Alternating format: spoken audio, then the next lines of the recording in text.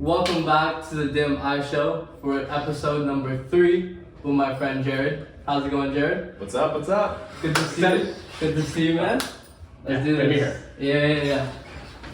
So Jared is an entrepreneur, consultant, speaker, and a lot of other things. Just very impressive individual. From the moment I met him, remember the first time I met you. I asked you for advice because I overheard you talking to a customer. Sure. I was like, this guy is like good. Like he sold me. I want to go over there and buy his product. And I asked you any advice, and you gave me a pretty thought out answer. I was like, this dude's pretty cool. Like he's gonna give me that much time and effort and giving me advice the first time I met him. And we've had a lot of good conversations. I was like, you gotta come on the podcast, and here we are. I appreciate it. Mm-hmm. Well, I just every chance to add value, I enjoy doing so. I've been really blessed. A lot of people have added value to me, and you asked a great question around just salesmanship and I don't know how to add value to people, and I just gave you my thoughts and hope some of them made sense.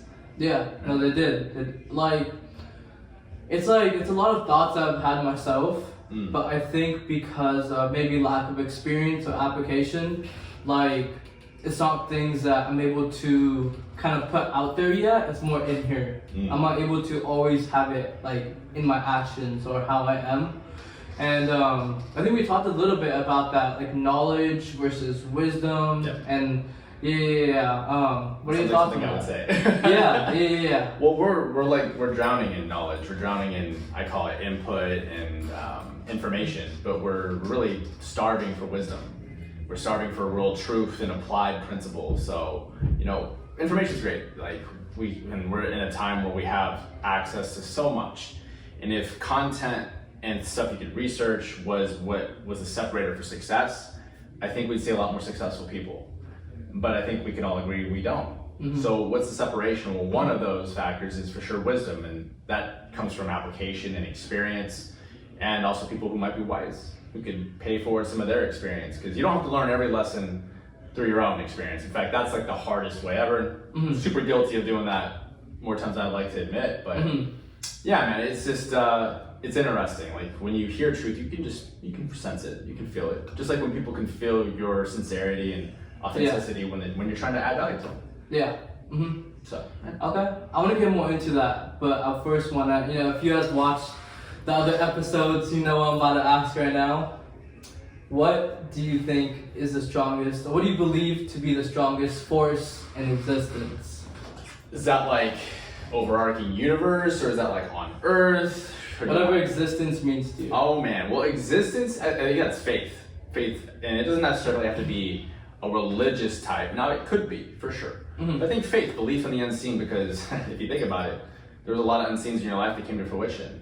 You've got to have faith. Without faith and hope, you don't have any chance at making things come to fruition. So in general, in existence, I would say that's the first one. And if that ties into your religion or whatever you believe, then definitely true. And then, here on earth, I think habit. I think habit's the most powerful thing. Interesting. You show me your habits, you show me your destiny. What you do daily is who you become permanently. I don't care what you do, who you are, what you stand for. You have good success building habits every day. You will have that over a lifetime. Man. How do you turn a drive or a want into a habit? The two separate things. I think the drive and what you want, or I call that the why or the vision, and the more long-term and impactful that is for your spirit and what your values are, the stronger that pull is to follow through. So if you know your why, I call that your way. So the way is the habit, is the formation of these little habits in your day. Now how you come across those is from the books you read, the people you get around, and obviously some trial and error on your own. But you need that vision or that drive to kind of cause you to even want to implement those things. But they're different. They're different for sure, in my opinion. Okay, that's interesting. I saw it as similar because I feel like I have this drive, but my habits aren't aligning with it. So I'm like why when I have such a deep drive when my habits not matching? So I don't know, I guess I kind of separated them, but I guess I'm not taking it serious enough to make it into a habit, I guess. Have you noticed like a gap between your desires and what you want to create, and then like the actual maybe success of those things? Or like, have you ever set like a lot of goals and not created like the goal, like the achievement of the goal? Yeah, I do that a lot. Like, but That's happens to me too. A lot, yeah. I will like plan out things like this podcast, for this show. I planned out a lot, Yeah. and for this, I really believe I will like take the actions for it because I really love doing this. But for a lot of other things and ideas I've had, I planned out like 10, 15 years like of like stuff to do, and like I didn't do the first step. Like I didn't get past the second step. That's the gap. Yeah. That's the gap. So there's the vision, the desire, and then there's the actual, like, you have to reverse engineer it. And ideally, again, you have someone that can come into your life and help you understand that process. But as you reverse engineer, you come across a certain foundation of habits you have to have in your life, no matter what. I mean, sports is always one of my easiest analogies to think about that. It's like, you don't just become a pro, NBA, NFL, etc. player because you want to. No, they got a whole bunch of habits that they do every day, and as they did that over time, it just becomes, well, lifestyle. And now 5, 10, 15 years down the road, everyone's wondering, like, how do you, like, that's incredible, how do you do that? Oh, I did that beginning 15 years ago with the implementation of some of those habits. And then you stack along the way. So it's compounding. It's yeah. People want, like, shortcuts to success in everything, in your diet, in your relationships, in your money, in your whatever. Business especially, let me tell you, and like, it doesn't exist. It doesn't. Now, can you be more effective and efficient? Absolutely. But it's still consistency over time, no matter what. Okay. Yeah, I think a lot of people might struggle with that. I don't know. Like, I feel like in this age, there's so many distractions. Like, everything's just there to distract you from doing what you want. You know, like, and it is a form of control by like institutions. Yeah. But I don't know, I guess you just gotta overcome it, shut yourself off for a bit. Like the period where I think I learned, like I grew the most was when I still consumed media, but everything I consumed was because I wanted to learn about a topic. Sure. So like I kind of was able to combine the two, which is like ideal. Like even for books, like I told you how I tried reading the self-help books, but I couldn't really get into them. But when I read like a fiction book with some self-help stuff in it, I was like, I finished it in a few days. And the book I'm talking to is The Alchemist. I recommend it to, I think on this podcast and my friends. You read it a while ago, right? Yeah, it's a great book. Yeah. Well, we're human. Like, why are the concepts like movies and shows and all? I mean, Netflix and other big businesses are thriving off of these types of media. It's because we're human. We long for community and we resonate with storytelling. So if we can intertwine storytelling into success habit or success principle, it keeps us entertained, but also keeps us growing. And even someone like myself and other people I know that are far more successful than me that have habits in place, it's a great, easier way to incorporate that wisdom that you will need no matter what. I don't care what you pursue. If you want to pursue it at a high level, go pro, I call it, you have to have pro level habits. So it's a really nice, simple way, entertaining way to develop some of them, but you're gonna have to also level up beyond that. You can't just be entertained at professional level. Let's just be really honest. Like, if you want that level of success, you're gonna have to get to a place where you can boss yourself around. What do you think is the most important resource a person has? The who. The who? It's 100% the who. And I said this at the very beginning, like we're swimming and drowning in content information and like that. How do you, like 3 big things around that. Like, how do you know what's relevant? How do you know what's legitimate? And also, how do you know the context that it has or could have in your life or what you're pursuing? You can have all the right information, but if you don't know those 3 ingredients, which you for sure won't, you for sure won't, because you haven't achieved what you're aspiring to. So what's the unlock? Someone who has done what you're aspiring to do.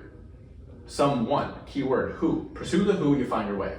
Because they can give you that context, they can give you that correct information, and maybe in the right timing. I always say this funny joke, it's like, you don't give a 10-year-old keys to the car. You know, he's not ready for that. It's not appropriate yet in his development. A toddler won't know their ABCs quite yet. It's not appropriate quite yet. So that's why I say it's the who. It's always about the who. And the world will talk about the cliche, it's all about who you know, not what you know. And I think people say that maybe from a little bit of naivety, but it is astoundingly true. In my life, in every door that's been open, across totally different industries too. So that's it. That's for sure like 1,000% my answer for that question.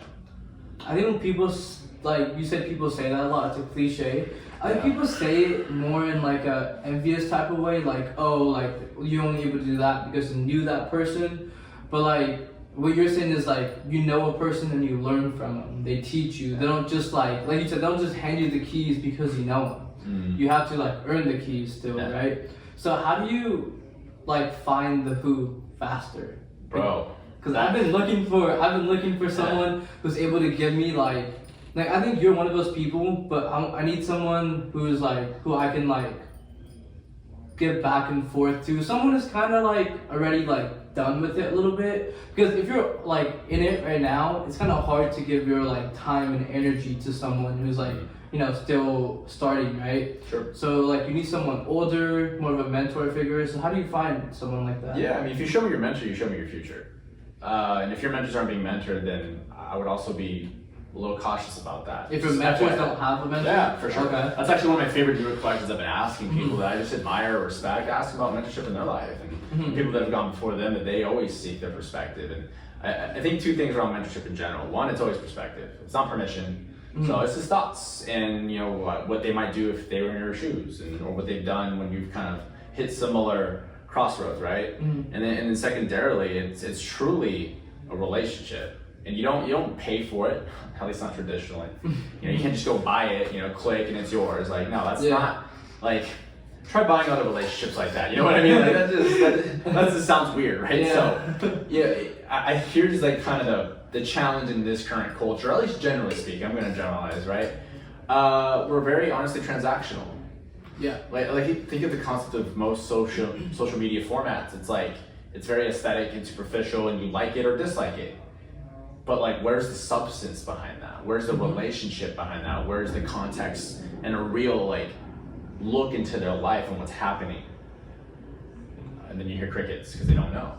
And those same maybe mentors they had purchased, they just purchased their time for really coaching, which is great. You need skills, but no, like you really got to go grassroots and build a relationship. And that's going to be what separates you from a lot of people. Because people who have done well or on that path or hitting like different thresholds of success, the higher you climb, the more relationships are important.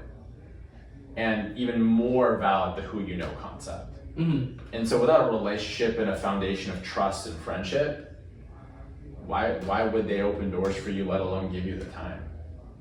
Why is it more important as you climb up, like when you're higher? The stakes are higher, the responsibilities are higher. So if I can't trust you, what can we do? That's it. Like, it's all about trust and addressing things and walking through things. And my firm belief is you're innocent until proven guilty. So you just keep showing up. One of my favorite coaches of all time, he's like one of my first soccer coaches that really helped me change the game. He shared this, like, Jared, the best ability is availability. Most people just don't show up. They ghost, they quit, they don't follow through, on and on. Whatever the similar type of behavior it is, that's also a habit that will not serve you well long term. So going tangenting back to habits, like that's a big one. At least give someone the common courtesy to be like, hey, doesn't make sense, or hey, like I'm not willing, like ghosting and all that type of behavior too. Like that's like the opposite of success principle. So I didn't mean to talk about that, but it just ties into trust and building a relationship with someone who you might admire, who you might want their help. Big deal, man. Big deal. Because the higher you climb, those people are all solid people. Super solid people. How do you like even get into the realm of those people? Like, is it just like in public, like you happen to meet them, or like it's random, kind of? You can kind of. How did you meet your friends? It's like, I think the more you invest in yourself and understand what you're looking for and who you're looking to be, the more you can kind of spot people who think in similar mindsets. And especially if it's a specific industry, who's who. So like doggedly pursue.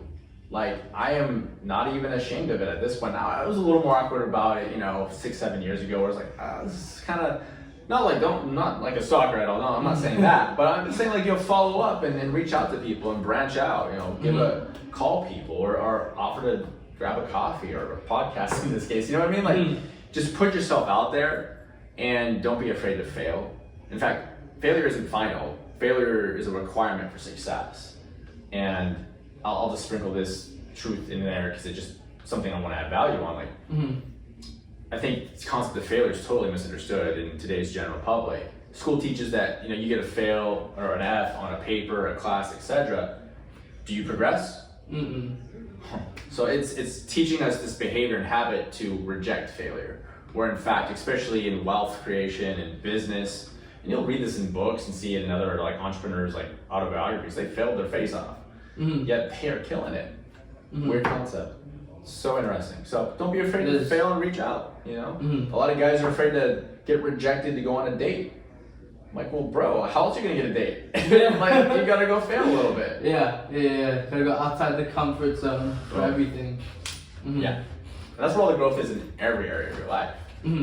Get comfortable being uncomfortable. There's no other way. I like that. That's a good saying. Yeah. You keep saying like value, and I thought you like growth oriented. Like, have you always been like that? Was it like a person, something you read, something you watched that made you start thinking like that? I mean, there's been seasons, I haven't been intentional 100% of my lifetime. Like, I would be shocked to hear that anyone is. And even within, those eras of your life, like there's gonna be different levels, some weeks, months, years I'm more on and others I'm not. And, you learn to have some grace for yourself. You have to, because we're human, man. And stuff happens. Like, life's gonna life you. It's just is what it is. Yeah. So I think having peace about that.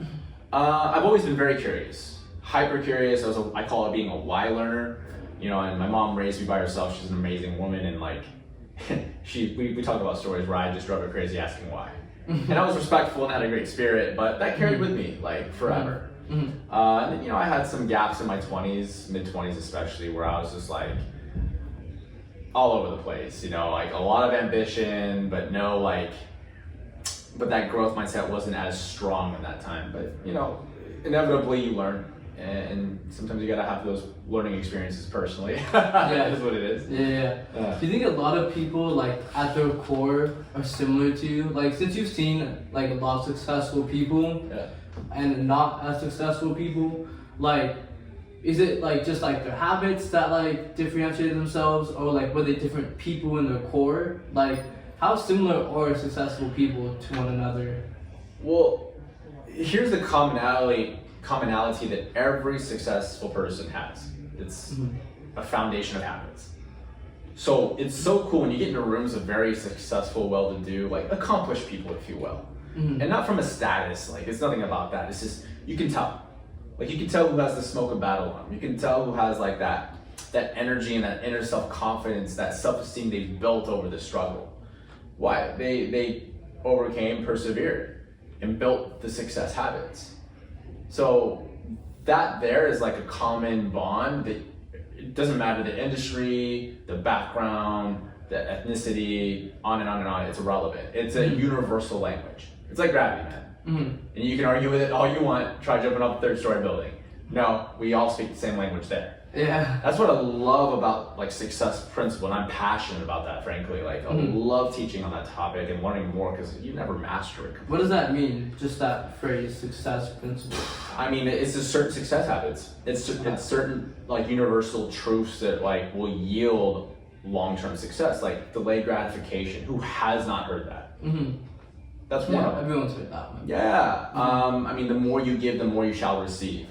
Yeah. It's cliche. It might be almost gimmicky to some people. I'm like, well, that's because you haven't been practicing it over time.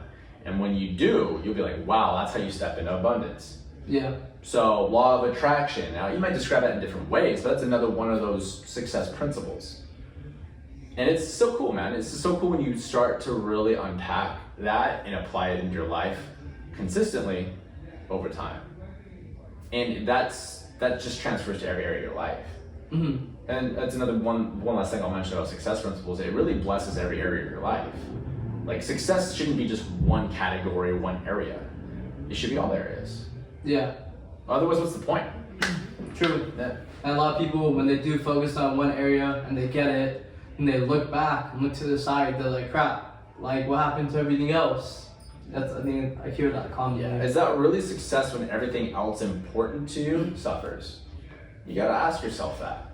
Because success is relative. We're all different. Mm-hmm. If I were a betting man and I'm not, I would say that we all share a certain couple like highly esteemed values. Mm-hmm. Like family's probably something we all can agree that is very paramount in our lives. That's one thing. So yeah. What's like for yourself, if you want to share, like how do you define success for yourself? Holistic, man. Like one of my favorite analogies of all time is like success is like a pie. Mm-hmm. And I don't know about you all, but like I want the whole pie. I don't just want one slice. What kind of pie? A success pie. That's what I really care That's about. my favorite too. That's my favorite. But like I guess pumpkin pie if I had to choose a traditional one. But fun fact, like I don't really eat a lot of desserts like that. Mm-hmm. But it's just the analogy sets in my mind so well. And you know, whatever you want to pursue, that's great.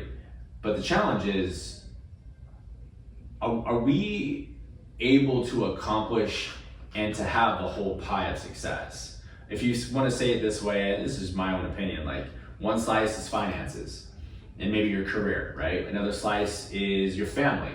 Another slice is your faith, religion, you know, that type of thing. Another slice is your fitness and health. Another slice could be your hobbies. Another slice could be maybe causes you want to support. Another slice could be like travel. And everyone might have more or less slices, but I think that covers most of people's slices. Mm-hmm. So success looks like this whole pie of things. And my question to you and my encouragement and challenge to people is like, are you able to accomplish all those slices at the level that you really dream of? And ask yourself the hard question. So for me, that's success. It's truly not having I don't believe in work-life balance. I believe in a life of excellence. And I believe in having a whole pie life, if you will. Mm-hmm. Yeah. I like that. It seems like that philosophy is very faith like driven. Like it almost like when you're talking about like there's two parts where you're talking about like what you put in and then what you receive from what you put in. Like that sounds like stuff I hear in The Alchemist, in some religions, some spiritualities. But maybe because we're just talking about it in terms of career, but we weren't. But like, you know, in this society, it's something that's more valued than say another society where like your connection with nature is valued and whatnot. But it's interesting how like everything always seems to be pretty similar to one another, no matter what time period it is or where you are. Like maybe just like how you're saying it, things you're talking about are different, but it seems like everything is so similar to one another throughout human history. Like what does that tell you? Success principle, it's universal. It feeds back into what I was sharing earlier. And that's also something that I read a lot now. I didn't always read a lot. I would highly recommend it. And I've read a lot of religious texts as well. And it's interesting you say that because they all communicate very identical principles, just in their own unique fashion. As a Y learner and someone who just loves truly learning, like it's really it induces a lot of like peace and confidence because I'm like, oh, like I am not the only one who's thought this way. I'm not the only one who is doing this. Maybe like the more you give, the more you shall receive type of concept, right? Okay, people from the dawn of time have been doing this and it worked out. Okay, like I have that's a boost of confidence, right? Yeah. So that ties into you being able to think long term and kick the instant gratification instinct we all have and that culture totally like promotes. Yeah. And just being for the long haul, man. Like just be committed to being long term. Be a committed person to your value system and applying the habits you need to have in your life to accomplish what you want, whatever that pie looks like. That's vital. Yeah. You hear a lot about selling your soul. I've heard it the most in the music industry, but also in like professional world. I guess people say it in music more than anything, I'd say, because music is an art and they're able to communicate such deep ideas without like without speaking like normal speaking, you're doing an art form, so it's very deep in like a short amount of time. So when you sell your soul and you let people control that art, you do people a huge disservice, like because they put you in this position, like because they love and they feel what you have to say in whatever your art form is, but then you're like kind of corrupted now, and you're corrupting them because they're the ones listening. You know, like I don't know. I feel like I can tell a lot about a person by the music they listen to. Okay. Like, and I don't know. Like, I don't like a lot of like this like pop music where it's talking about sex and like random stuff. And like I find that I'm not close friends with people who do listen to a lot of that stuff. And I don't know. I guess there's some correlation there. It's interesting. But when it comes to like the professional world and business, like, have you seen like that corruptness like a lot? For sure. Yeah. You know, if you don't have like I call it like a North Star in your life, which is really just your value system, you'll kind of go with the flow. And who's been guilty of saying that personally? I know I have, and I probably hear it from people all around me all the time. So if you don't have a North Star in your life, you kind of just go with the flow everywhere. You go with whatever inputs is entering in your life, including music. And you know, I myself caught myself selling my soul a little bit in corporate America. When I was in corporate America, I did really well financially, but I was increasingly frustrated, increasingly unfulfilled, and I just was totally disenchanted with life. And on the outside looking in, I shouldn't have been. You know, you have this high potential career climb and perks, benefits, 6-figure income, on and on and on. I'm like, I hate it.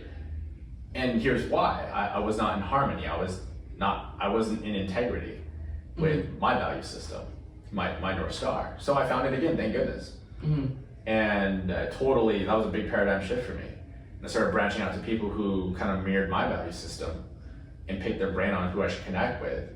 And, you know, to kind of tie in what you're speaking about music and just really any form of input, it's like we all have music to our words.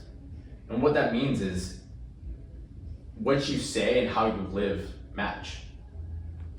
That's called character. That's priceless. So live in integrity, live with your full character. And sadly, a lot of people's circumstances professionally, including musicians and other art forms, but for sure across the board, you know, medical profession, on and on and on, they can't live in full integrity because, well, their circumstance dictates how they have to act, even if it's against their value system or or why they even pursued that format. So I have here's something that I've just learned from very wealthy entrepreneurs, and some of them are some of my best friends. And I've seen this be true in my own life over time, and I'm still learning, by the way. I've not arrived, and you never do. But my opinion is I would rather become wealthy on my terms and in alignment with my values and then pursue my passions. I think the world teaches you to go do what you're passionate about and attempt to tie that into money creation and wealth creation. And you could get fortunate. You could be one of the lucky few that does somehow work for. Most people don't have that magical math equation worked out. This is not the journey. Or your talent zone or whatever the case, right? So what I've learned, and here's truly like a very entrepreneurial mentality, is your outcome focus. Your outcomes are based off your value system. These are the outcomes I need to have in my life to support that value system. And if some of those outcomes I want are things I'm passionate about, well, let me ask you this, like if you could operate in abundance, have the time, money, and resources to go live out your passions on your terms, how much more would you love doing that? A lot. Yeah, like you don't have anyone dictating your craft. So it's just totally different.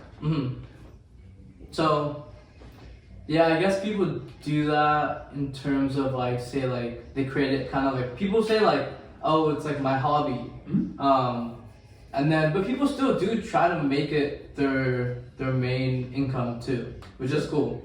And so I always support small businesses. 100%. Yeah. They're trying to make their passions their full life instead of, you know, that part of their life. How do you, something that I've kind of learned a little bit on my own, but have you been like very, like not confident at some point in your life?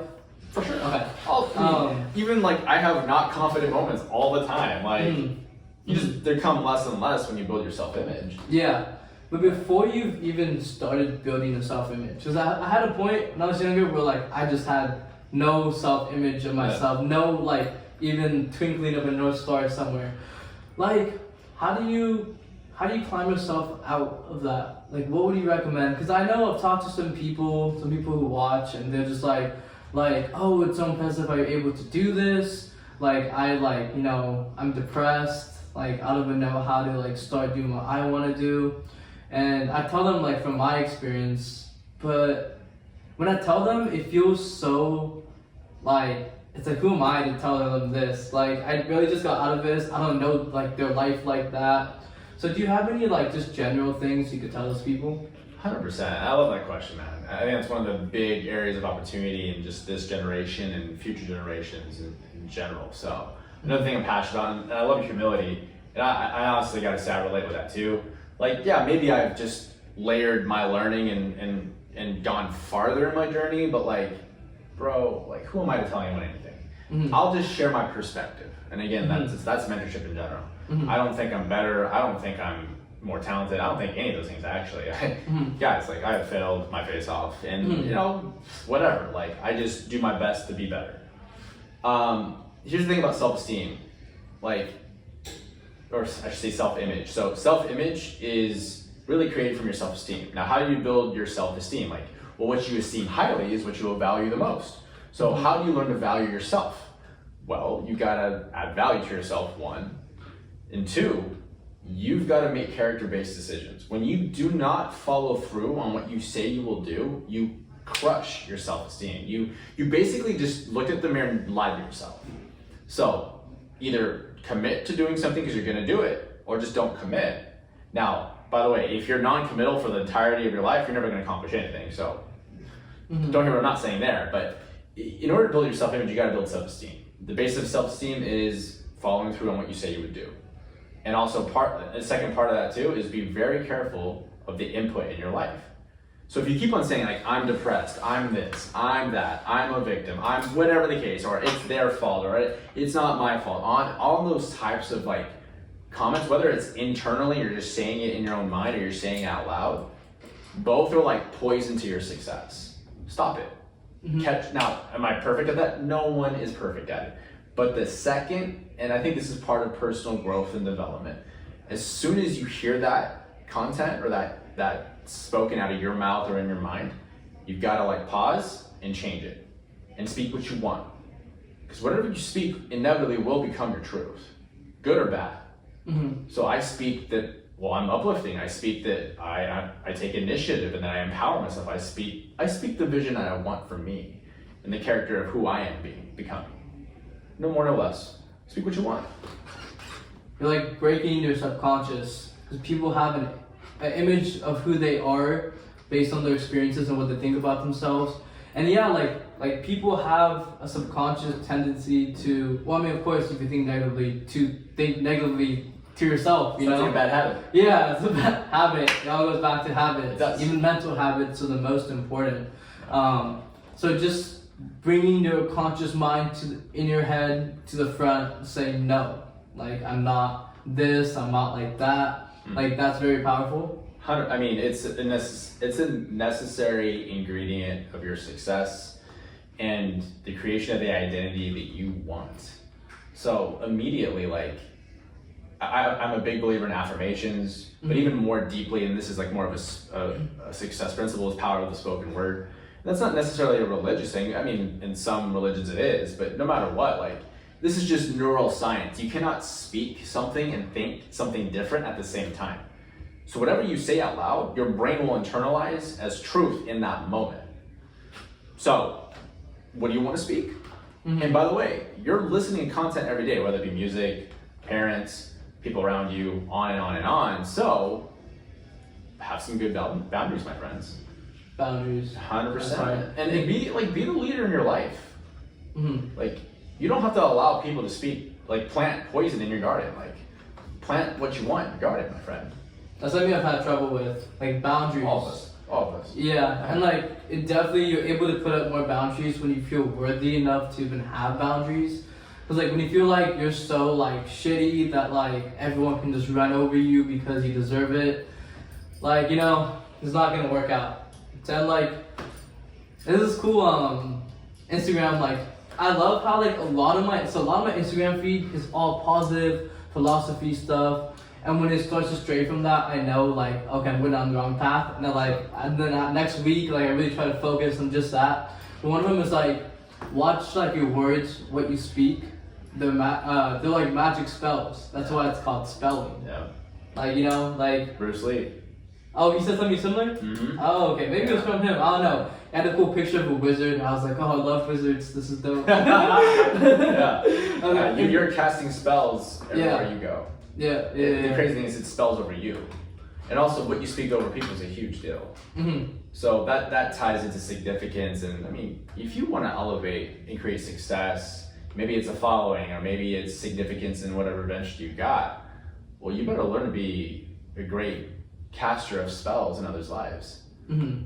For good or bad. I mean, you can choose that one, but yeah, my opinion is it should be good. It should be value adding. It should be empowering. And I love this quote. It's like encouragement's oxygen for the soul. Well, we need a lot more oxygen, don't we? Yeah. Especially in this day and age. 100%. I think that's why I really like selling. Like I said, like I think it's cool because the skills I learned from my sales career is gonna translate into like a lot wider because it's like soft skills. But it like I want to be the salesman who like that adds value to someone and empowers them. Yeah. Like I know a lot of people like who sell to like just sell, and I always think like I don't want to be like that. Like I don't see a point. To me, that's like half-assing it. Like It kind of reminds me of like selling your soul a little bit.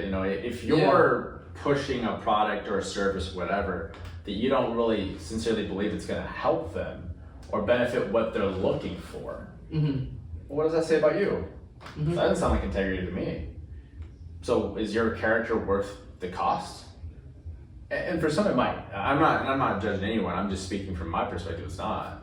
Mm-hmm. So I think I shared this with you off camera and in other conversations ago. I wish I could call it servicemanship, not salesmanship. Mm-hmm. Now it doesn't have as nice of a ring to it and whatever, but like you're truly serving a need. And when you get to that place where that's like the only mentality you have, you're gonna crush it. Like it's hilarious how easy it is. Mm-hmm. And I don't want to belittle any skills or anyone's journey, but it's more of a mentality shift than anything.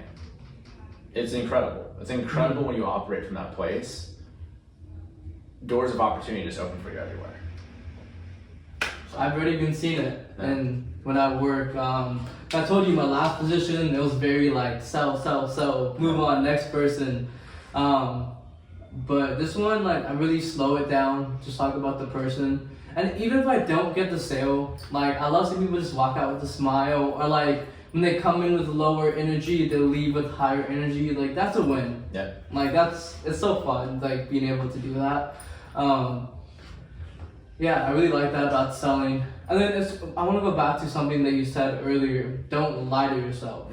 Actually, I saw an Instagram like post this morning saying like when you lie to yourself, you're doing yourself a disservice. And like the thing that comes to my mind for a lot of guys and girls is like the gym. Sure. Like I feel like that's something that's like the first step for a lot of people into building like a better image of themselves is like improving the physical body. Yeah. And yeah, don't lie to yourself. You say you're gonna work out, go work out. Yeah. I think it definitely built my confidence. And like if you have trouble going to the gym, like get some dumbbells, get some water gallons with the straps, like do anything that can help you not lie to yourself.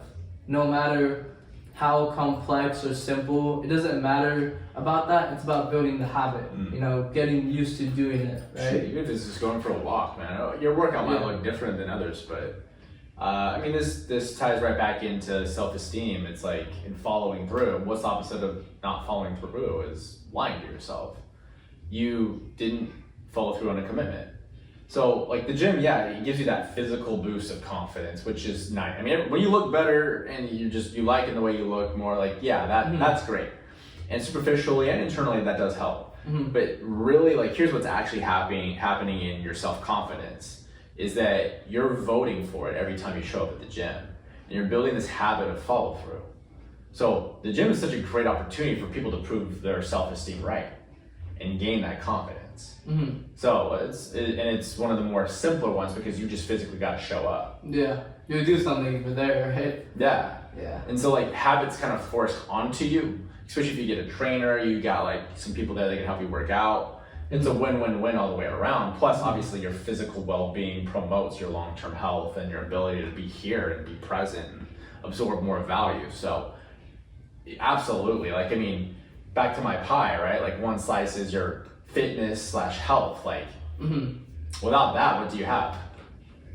People spend all their money to get their health back. Yeah, I was about to say, you value that slice more and more as you age. Bro. So it's really a long-term investment. Right now, maybe you can get away with it, but you're gonna like hate that decision in the future. Yeah. I'm really trying to like internalize that because I've been kind of off the gym recently. Yeah.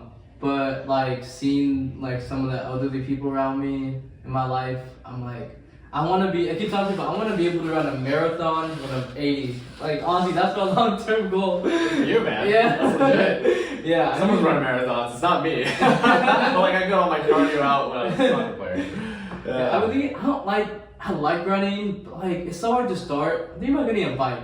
I feel like a bike is a pretty cool way. I can use it for transportation, like clothes and all that. Like, so you hit the gym. Like, do you do anything like physical for fun or just to stay in shape? Man, I mean, gym's my primary like place of that type of health and well-being. I mean, my nutrition game is incredible. You know, I have a healthy lifestyle. I enjoy my food, don't get me wrong. Like, I was in and out not too long ago. So, like, don't hear what I'm not saying. And I think that's part of success is like enjoying and feeling satiated, but don't become dependent. Sadly, a lot of people are dependent on, you know, whether it's social media or like the fast food or, you know, pornography and on and on and on. I'm like, hey, like dependency and relying on something totally hurts your self-esteem. So be cautious, be aware. But I mean, walking, man, like just walking around. Like before I met up with you, like I walked the block, said hi to a couple people, and just enjoyed being here and present. You know, in a life that's so like quick, and you know, the older you get, the more responsibility you have. So you kind of forget to enjoy the simple things. So get your steps in. As corny as that sounds, but like, nah, it's cathartic. It's so great for your internal well-being and obviously, you know, your physical well-being as well. So, I mean, you know, hiking, climbing too, but I don't have as much time as cut out for that stuff. But it's great. Soccer one day, but not right now. Yeah, come back. Make the come back. You know, like I'll play at a decent level in the future, but you know, just that's when I have more time in my life. Yeah, that's fair. That's a bigger commitment. That is the team and everything. Yeah. What you said, like be present. Like also another major thing across religions, across spiritualities. I told you like during my lunch break, I stopped going on my phone while I'm eating, and like it's just like relaxing. And it's made me be more aware of the people around me. And like I said, like everyone's on their phone. Yep. Literally like there's like 30 people sitting down and like every single person is on a phone. And it's kind of scary. Like, cause like when you're on it, you don't think it's a big deal. But when you see a bunch of people on it and you're not on it, it's kind of like, damn, like where is everyone? I literally feel, I just want to talk to someone sometimes. I'm like, where is everybody? Cause everyone's just like looking down and stuff. Yeah. Like, social media or just like technology, it's just fighting for like your attention. Yeah. And it's getting better at adapting to how to do that. Especially with AI, like it's gonna like just know you so in and out that it's gonna like have a formula for your attention. It already is, but it's gonna be even a higher success rate. Yeah. Are you following like with Elon Musk and his Neuralink? Honestly, I'm so disconnected from all that noise. Okay. I'm one of those outliers, and I have a couple of people several people in my circle who are just like really unplugged from a lot of that content. Now, do I hear of things for sure, and am I a little bit aware of a few things? Yeah, but like I don't have social media, for example. Have you heard of that though? The neural? Yeah, I've heard about it. Yeah. That's scary, bro. And that's just what we've been told. The reality is this, guys, like, there's what's public and then there's what's not. And the stuff that's private that they can't tell you or won't publicly tell you, I would be far more concerned with that, but also not, because, you know, if you let that eat up your mind space and your bandwidth, you're just gonna go down these rabbit holes and suck more time out of your life. I call them time vampires. Listen, we're doing two things with every second of our day. You're either spending your time or you're investing your time. Choose what you want to do. I'm not judging that. But here's what I found. People that invest their time, they live fulfilling, long-term, and very successful lives. And you get to be the creator of your future. So I don't know about you, but I want to create my future. And I am creating my future. Choose. It's one or two. It's like, success is super simple. Cut out the crap that's not good for you. Bring in the crap that's good for you. Spend or invest. Do what you want. I really like that. Do what you want. Yeah. Yeah, like if we don't have, like, details are so overvalued. Just practice principle. You'll be fine. And then get around people who practice principle. And when in doubt, find more of those people. And you just ask questions and be open and humble, and like, I do that every day. And thank goodness it's working. Like, I don't know what else to say. It's not that I'm good or anything. It's just like, I just lean in and ask, like, sincere, vulnerable questions to people that I trust, and I admire their success. That's it. And I, implement some habits. Yeah, definitely do that, right? I used to fight a lot of time vampires. I was a time vampire hunter. Because I did feel like there's a lot of things that were hidden, like are hidden from the public. And I would like go down rabbit holes, but then at some point I realized everyone I'm listening to also is just fighting the time vampire.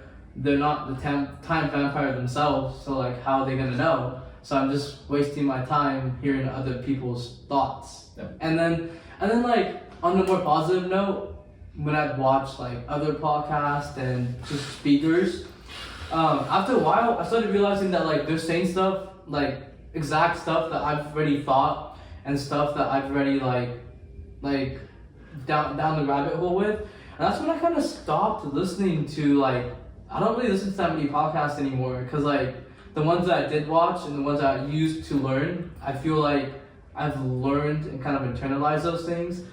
And I'm just need to go out there, create the habits, make the actions.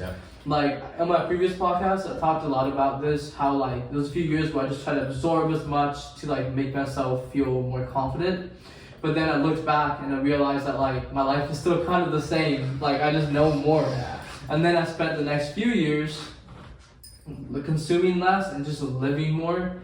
And like, it's so cool when something you learned 4 years ago, right? In the situation that happens in life in the present, and then when you're reflecting on it at the end of the day, I always reflect on the end of the day, like what I could have done better, what I did well, and I like am able to relate that thing I learned from a long time ago to like my situation, and I'm like, oh, that's what that means. Like, I love those moments. I'm like, oh, that's what that was trying to tell me. Like, do you have that a lot? Like, because you read a lot, right? So you probably do. All the time. And the cool is, the more you grow, the more of those epiphanies or those like breakthrough moments you're gonna have. And it may not be like directly in your own overcoming. It could be in people's that you're connected to, or you could maybe fortunate enough to play a small part in their success, or maybe family, friends, whatever. But like, oh man, that's like the thing that really, and we've talked about fulfillment in the past. So like, that's what I call fulfillment factor. It's those breakthroughs, it's those epiphany moments, it's the things that mean a lot more than just the money. You know, knowing a great friend of yours that paid off 6 figures of debt, and their marriage is better, and their kids are better. And it's like, just because you had a little part to play, a little, drop of wisdom poured in their garden that helped them sprout and grow. It's like, how do you put a price to that? And so it's like, that's why I encourage everyone, like, stop spending your time. Go invest it. Go, because when you invest, like, you're just gonna have so much worthwhile benefits and like returns on that. Instant gratification is just a cheap anesthetic, man. It just numbs you out to what your soul and your value system really wants. It's just really a numbing effect, that's the whole concept of like Netflix, social media, etc. Right? Like, they're fighting for your time. You know, their biggest enemy, and there's a high up executive in Netflix that was quoted saying this, like, our biggest competitor is not other media platforms, it's sleep. Crazy. That is. Crazy. And they make you feel that's not bad for you to do that. Like, here's the thing. A majority of people are plugged in. So you can't go to the majority and ask their opinion about it because they're going to say, you're going to be the weird one out, right? Like, you really have to, like you said, it all goes back to your own value, principles, and system.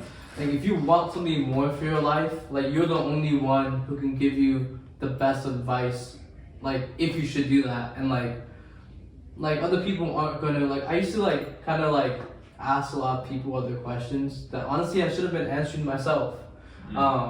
Because a lot of deep questions that you have, only you know the answer. That's why meditating is really good. Meditation really helped. And just being alone, not consuming anything. Those are all essential things for growth. Yeah. I want to get into the viewer questions. There's some good ones. Yeah. Alright. I think we're getting towards the end, huh? Alright. Okay. This is from Evan. What's up, Evan?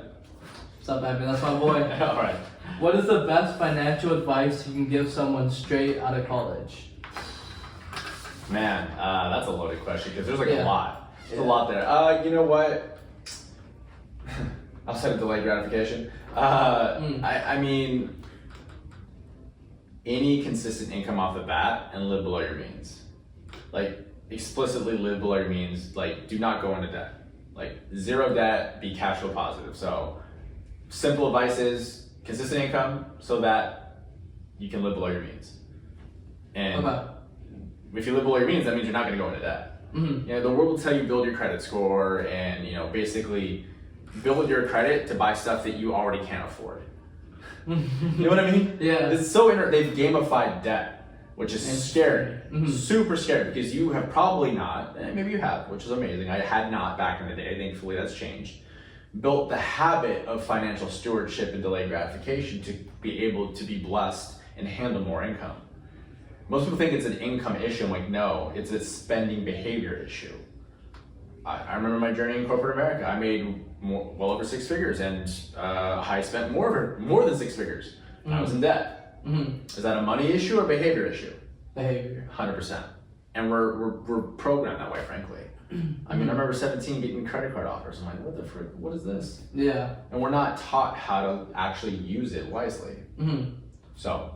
How do you learn? Like, how to, like, not spending, like watch this podcast. Yeah, spend less than you make, bro. Not as no credit. Not as much as, like, behavior, but more like the tricks, like the stuff, There's no trick, it's behaviors, man. I learned those behaviors from wealthy people. Well, I guess, like, I mean more as in, like, workarounds in the system that, like, because everyone says, oh, rich people play by different rules. But I guess, like, the only way to really learn those things is to be in a position where you can actually do them. Yeah. Right? Like kind of like when you're in that realm, you'll see other people around you, then you can kind of pick their brain and then see. But I'm always interested because I've learned a little bit. I was like, whoa. Yeah. Like, but I was like, I can't use this right now.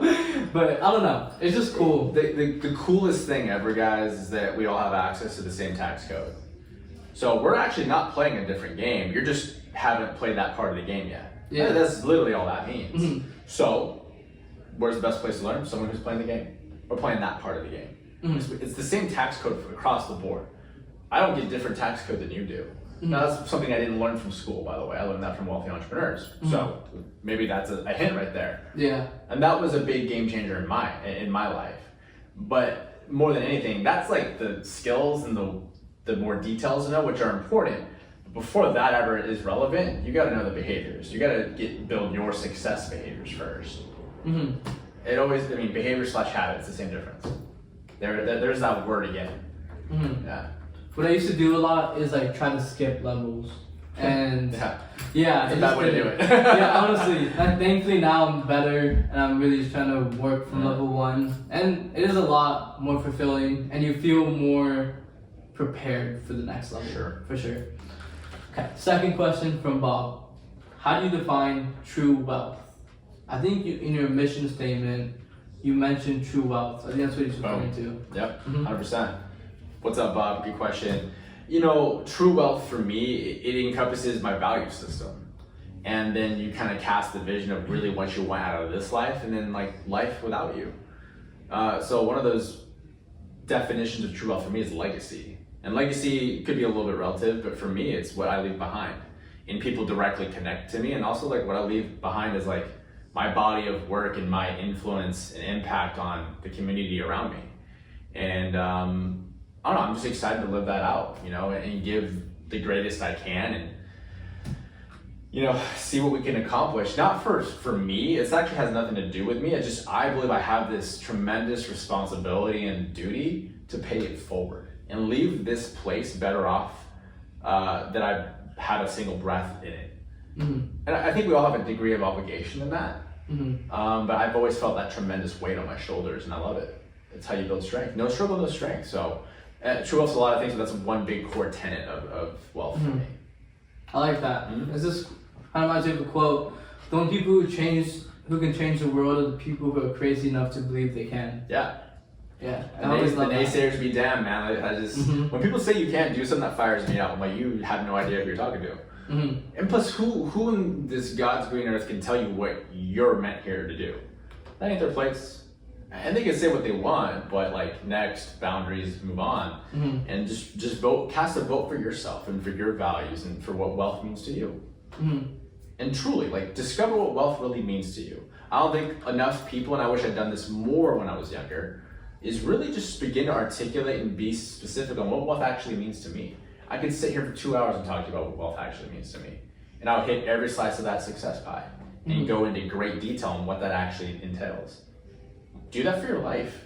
You know, people spend like countless hours at their job, the profession, they're on and on. A lot of them might even know a little bit of like what those jobs' mission statements are. I'm like, what a pity. Mm-hmm. Like, you know your bosses and your job's mission statement, but you don't even know your own. You're here one time. There's only one of you, so figure it out. Mm-hmm. And don't listen to yourself if you feel like you aren't aligned with yourself yet. Like, if your mission statement is coming from a place of like not feeling good enough or insecure, like, first don't focus on that. Focus on improving yourself. You know, you can't go up if you're not even neutral. You know, you gotta go from down to neutral and then work up. Build your foundation, man. Yeah, the foundation. And your mission statement, like for me in principle, like here's how I kind of just plan to say to people is just imagine yourself in this future state where you're towards the end of your life. Maybe it's like the last day. What do you want to be remembered for? And how do you want to be remembered? And what do you want to stand for? And then just do the work. Do the work and just take that alone time, reflect, and you're gonna continue to build on that, man. I mean, my mission statement's pretty precise, but it's gonna grow. Mm-hmm. You know, that's years. That's years of work on that. So, you know, don't judge your day one to someone else's day 1,000. Yeah. That is not like don't. I've tried. It doesn't work. Don't do that. Comparison is a thief of joy. Boom. Yeah. Mm-hmm.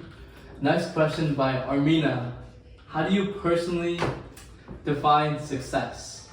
I think you just heard it. Yeah, I was about to say, it sounds like that was similar. Just go back to the pie part, and then you're set. But you know, I'll tap into health really quick. Okay. It's longevity, man. Like, I want to be a sexy grandpa one day, and I will be, by the way, or a great grandpa for that matter. And you know, I want to live well and travel and be a student of the world. You know, those are other areas of success. You know, be the best husband I can be the best father I can be, and it's not that you arrive. It's that growth and that becoming of that. And I think just working towards those successes every day, you don't have regrets.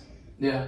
You know, you might be frustrated because you're like, I wanted more growth here, but you're still moving it forward. Yeah. Grateful for that. Yeah. Forward. Next is from Jay. Is spirituality something you bring to work, or is it more for yourself? What's up, Jay? And I love your question, but also it's not really the question. It's the reality is this: if you're really truly spiritual, that's part of you and your identity and your integrity. So should it not be with you everywhere? That's what I would ask somebody. I'm like, isn't it with you everywhere you go? That's like honesty and work ethic. Like, isn't that just you? That's just who you are. So really, if anything, like Like, you are who you are in every setting that you participate. And by the way, that's how you build a self-image, truly. You know, and you don't push that on people. I'm not saying that, but you're just yourself. Yeah. And you're a better and better version of yourself. And a really wealthy, awesome entrepreneur once told me this, is like, Jared, like, you know, your growth as an entrepreneur is in direct proportion to your spiritual growth. And I was just like, it stirred my spirit. It really resonated. Like, that's for a fact true. Because I know that's been growing in my life. And I've seen both correspond. So I would recommend it. That's really interesting. Yeah, man. And if like a friend, a boss, a peer is like trying to make you not act like that, then, you know, you have to act accordingly, even if it means something negative happening. Yeah. In the long run, of something positive for you. Here's an easy, logical boost to everyone's self-esteem, self-image. Think about it this way. How many jobs are there in the planet? Like, I can't even, that's a big number. How many of you are on this planet? One? Yes. Yeah. One? So what's more invaluable? What's harder to replicate? What's harder to find? Boom. So, like, stick and move, man. Don't feel like you have to settle for less. Especially in America. Oh my goodness gracious. Like, it's the land of opportunity. Everyone feels like they have to settle for less because I feel like they're not worthy for more. And it's really... Use that logical statement as just the beginnings, and you gotta build your self-image, self-esteem. You know, it's brick by brick every day. Yeah. Focus on the childhood trauma. That's something I feel like, well, everyone has it in their own way. And if you neglect it, that's gonna seep out throughout your whole life into other stuff. So really pay attention to that stuff. You've gotta fix it. If you don't fix that foundation, it'll just, your building will grow incorrectly. It'll be built up wrong and crumble at some point. So just, now is always the best time to do the right thing. Especially that. Yeah. Alright, from Amaya. What's up, Amaya? Is there any piece of writing / media that helped shape this philosophy to what it is now? My philosophy or in general? Yours. Oh man, like, I mean, I read a ton, so. What's yes. like a huge thing though, like one specific thing? I mean, one of the pivotal, like, first two books I read back in the day, I mean, this is 16, 17 years ago, 15, 16 years ago, it was The Secret and Rich Dad Poor Dad. I read those books like back to back, and it just kickstarted this first era of personal development. And it wasn't so much the content of those books, I think it jump-started that journey of personal growth, which is huge. Because once you kickstart that habit and get on that journey of developing you, it's like that first time you really go to the gym and then you stick to it for a week. It's like you've kickstarted this healthy habit. You know, and since then, dude, there's so many great books out there. You know, Start With Why is one of my classic favorite books. It's not really classic, but it's a great book. I would say, Atomic Habits is a great book. I'm hearing a lot about that one. Yeah, I mean, there's a couple books I read every year. That's one of them, and then How to Win Friends and Influence People is another book I read every year. I've encouraged you to read that. Just because the reality is this, you're gonna do life with people to the day you die. So get good with people. It's people skills. It's not people person. Skills are something developable if you're willing. So know why you're willing and you'll do the rest. This is super easy. Extroverted, introverted, it's totally irrelevant. That's just an excuse that society's put onto you to use to avoid the work. But if you have pursuits big enough and a why grand enough, then you'll figure it out. So the wealthiest people I know are super introverted, but yet they speak publicly. It's crazy. And they're phenomenal at it. So, yeah, man. Those are some of the books. If I really thought about it, there's a lot. There's tons. I need to reread How to Win Friends and Influence People. Yeah. People are surprised about how extroverted I am now, but I was like, nah, like in the past I just wasn't confident. That's why you thought I was introverted. And now that I've stepped into myself, I appear extroverted. So I totally get what you, like, labeling. Like, a label can never encapsulate you, like, in any way. It's meant to encapsulate you. It can't, like, get your full picture. So don't be held down by labels, for sure. Yeah. And for Rich Dad Poor Dad, you made me realize something. When I first read it, I read at the start of my journey too. When I was like 19, probably when I started, and I did not like it. It was so like repetitive and boring. But when you said it's not about the content, it's about the kickstart he gave you, I was like, okay, now I get the point of that book. It's not about teaching you the specifics. It's about teaching you like to think a certain type of way. Yep. And they use the rich dad and the poor dad to use that. Okay, I get it. I classically joke, if you don't understand the cover of the book, the title of it, don't read the book. Like, who are you gonna listen to in life? Choose. And if you don't understand that concept, no one can help you. It's just, you're gonna do what you want to do, and you're gonna go with the flow to wherever that goes. And good luck. I hope it's somewhere awesome, but I've never seen anyone unintentionally go somewhere phenomenal. There's some intentionality, there's some drive and motive and like destination in mind. It's that simple, man. And luck create more luck for you. You create your luck. The harder I work, the luckier I get. It's funny. It's super funny. Yeah, I don't know. It's not complicated. Yeah, opportunities are interesting. Like, I love the way the alchemist like framed them. Like, if you really truly have faith and belief in something, the world will take that and then throw it back at you in some way, in the smallest opportunity possible. Like, you know, to start to see if you're really focused on achieving that. And if you are focused on it and you're aware, then you'll see it, and then you have the confidence to take it. So that's really cool. All right. And from Jaspreet. It's the last question? Second to last. Okay. What do you think about the Reddit FIRE method? Is that like the financial one where yeah, I wrote it in my notes. The FIRE movement, all that? Oh, you know about it? Okay. Yeah, listen, like, okay, there's one principle around that topic that's awesome, which is living below your means.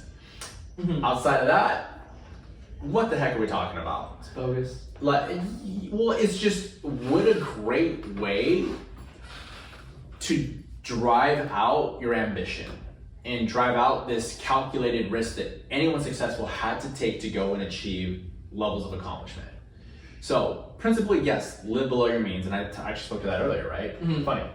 But outside of that, like, for me, that's whack. Like, why would I dumb down my dreams, my visions, my aspirations to just focus on a money amount towards X amount of time in my life?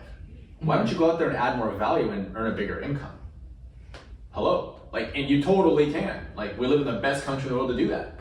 So, you know, the one thing I would apply from that is living below your means. After that, next. Like, it just doesn't make any sense to me whatsoever. What is the FIRE method? It's saving versus growing, or what? Well, it's you're basically like, here's my bare bones understanding of it. It's like living super below your means, and the whole premise is to like have a certain amount of money set aside so that you can live off of it. And because you're so diligent and strict on your spending, you know, people are able to have a certain amount of income to live off of at, you know, 50 or whatever the case. So there's two big assumptions in that. One, you're going to continue to make the income you need to make to set aside that money. Secondarily, you're assuming good health and no any other life inconveniences that are going to help really be forcing you to spend more money. And the third, actually, well, way to go and put yourself in a box. Here's the interesting thing. The way you make an income is the way you think. So if you put yourself in a low lid box like that, I mean, way to go and cut yourself off from opportunity. Yeah. Tangenting back what you're talking about with the alchemist. You now just put your focus so much on money and the lack of it, that all you attract is scarcity. So, yeah, I mean, people can do whatever they want. I've just never seen anyone become truly wealthy that way. Okay, they can, yeah. That's not wealth creation. Yeah, that's that's a very strict perspective on financial stewardship. Yeah. The safety is always going to be there in some way or another. But the dream, for some people, that dies out when they're 30, they're 40. So, like, if you choose not to act on it now, and it dies down for you, it's really hard for you to want to, like, do it. Like in The Alchemist, there's a jewelry store, or like a glass shop owner, and he's always wanted to go to Mecca. And he tells like the main character, the boy, like, oh, like I'm able to afford it now, but if I went now, like then I wouldn't feel like I have any dreams left. And like that was just so like whoa. Like so like you give up on your dream and then like decades later when you're finally able to accomplish it, if it's like going somewhere or something monetary, now you don't want to do it because the time that you had in your head where you could have done it, you didn't do. So you're like, oh, the time has passed, but I'm gonna keep fantasizing about it. And then they put more importance on the fantasy of that dream than actually achieving it. And like when I read that, I was like, that's so true. Like I've noticed that in adults that I've interacted with, where they talk about things they've always wanted to do. I'm like, why didn't you do it? They're like, oh no, like they make some excuse, and I'm like, I guess, but like I thought you just told me it's your dream, you know? I don't know. Like fantasizing about it becomes the dream. Well, listen, like the dream and the vision should grow as you do. Now, sadly, most people aren't growing themselves. Like they don't have any personal development habit in their life or plan, let alone, and they're not around people that are growing personally in growth environments. So I've been really blessed. I have a lot of those things, and guess what? My dreams have gotten bigger, my visions have gotten larger, and well, now there's this. I call it this peak to peak principle. It's like, you know, you get to this one peak, this one dream, right? And then because you're growing and you're around others that are growing, there's a bigger vision and goal like down the horizon. Life isn't meant to be stagnant or like linear. It's truly can be exponential if your mindset's there. If you're growth minded, you don't worry about that. Yeah. You set out the vision, you cast that out, and then you reverse engineer how to get there, and you pass awesome moments along the way. And like, there's really 3 forms of death, and this is one of my favorite things to share. But like, there's the death we all think of, right? When our body is no longer here, you know, RIP, right? And then there's secondarily when you stop learning. Your brain's dead, your body's just waiting to catch up. And the 3rd form of death is actually when no one remembered you were even alive.